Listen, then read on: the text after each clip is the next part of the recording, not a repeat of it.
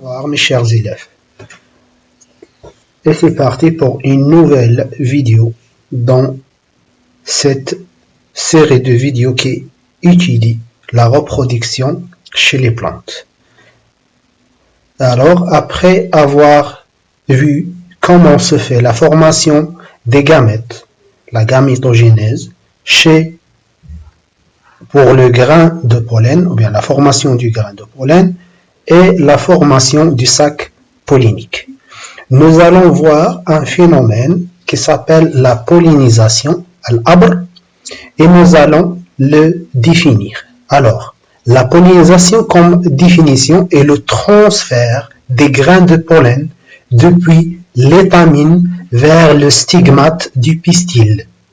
Alors, la pollinisation est le transfert. Al-abr huwa naql حبوب اللقاح, le grain de pollen, min al-asdiya, depuis l'étamine, vers le stigmate, alors du pistil. C'est ce transfert qu'on appelle la pollinisation.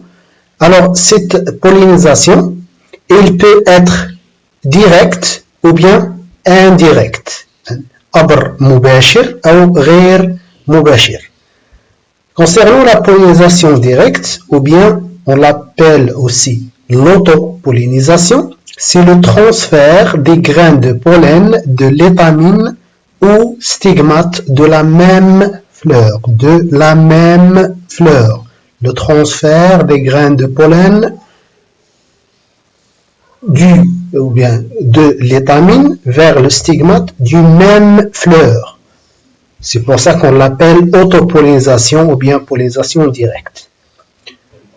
Pour la pollinisation indirecte, ou bien on l'appelle aussi la pollinisation croisée, c'est l'inverse de l'autopollinisation, c'est le transfert des grains de pollen de l'étamine ou stigmate, bien vers le stigmate d'une autre fleur de la même espèce bien sûr. Alors, pour bien comprendre la pollinisation, je vais vous présenter ou bien vous expliquer cette illustration. Alors, nous avons ici deux fleurs, la première et la deuxième. Les deux fleurs sont d'une même espèce. Les deux fleurs présentent des organes reproducteurs mâles et femelles. La même chose pour la deuxième fleur. Alors, ce sont des fleurs bisexuées, thuna'iyat al-jins ou bien hermaphrodites. Alors la pollinisation, comme nous l'avons défini, c'est le transfert des grains de pollen depuis l'étamine vers le stigmate. Il peut être vers le stigmate d'une même fleur ou bien vers le stigmate d'une autre fleur d'une même espèce. Alors, pour la première, c'est le transfert. Alors, si on fait le transfert des grains de pollen depuis cette étamine vers le stigmate de la deuxième fleur, alors c'est la pollinisation, l'abr. Ce type de pollinisation est dite pollinisation indirecte.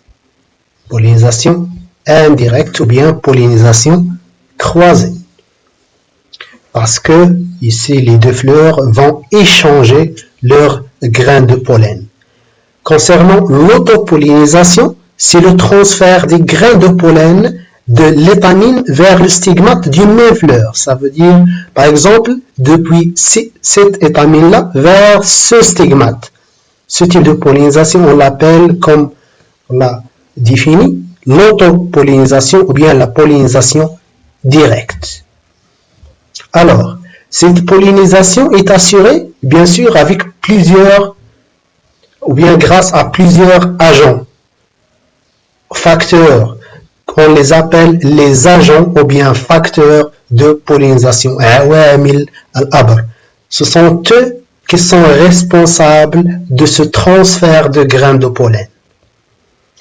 Alors, comme nous voyons ici sur ce document, on a des abeilles qui font ce transfert, ou bien on a comme agent de pollinisation le vent. Alors, le vent et les abeilles, ou bien les insectes en général, ce sont des agents de pollinisation. On trouve aussi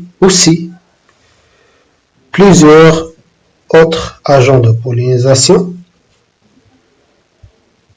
Les insectes, comme on l'a déjà cité, ou bien le vent.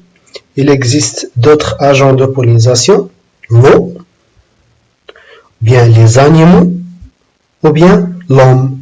Alors, tous ces agents assurent la pollinisation et sont donc appelés des agents ou bien des facteurs de pollinisation.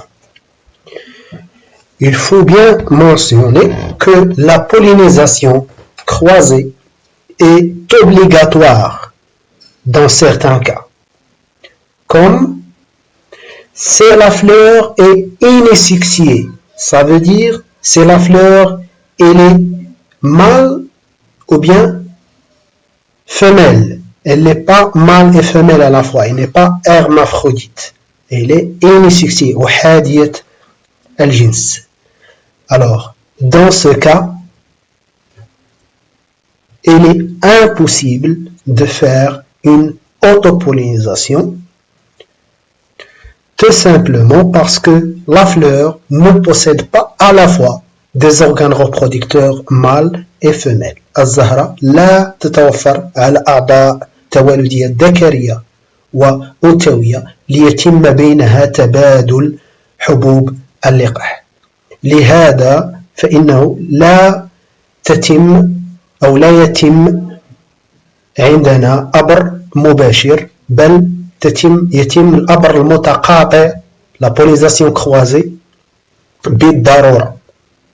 Le deuxième cas, lorsque la fleur est hermaphrodite, bien sûr, on peut faire l'autopollinisation, mais lorsque la fleur est hermaphrodite et les étamines sont courtes, dans ce cas-là, on ne peut pas faire l'autopollinisation.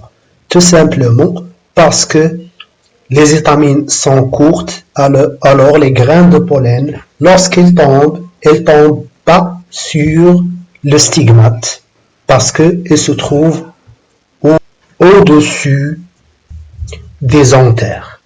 Le deuxième cas, lorsque les fleurs sont hermaphrodites et il existe un obstacle physiologique qu'on appelle alors non-simultanéité de la maturation des organes reproducteurs mâles et femelles. Tout simplement, les organes reproducteurs mâles et femelles n'arrivent pas à maturité au même temps. Bien sûr, dans ce cas-là, on ne peut pas faire l'autopollinisation parce que l'un de ces organes, mâle ou bien femelle, il est immature et il n'est pas encore prêt à passer à l'étape suivante. La non-simultanéité en arabe, عدم التزامن في نضج الأعضاء التولدية الأنثوية والذكرية.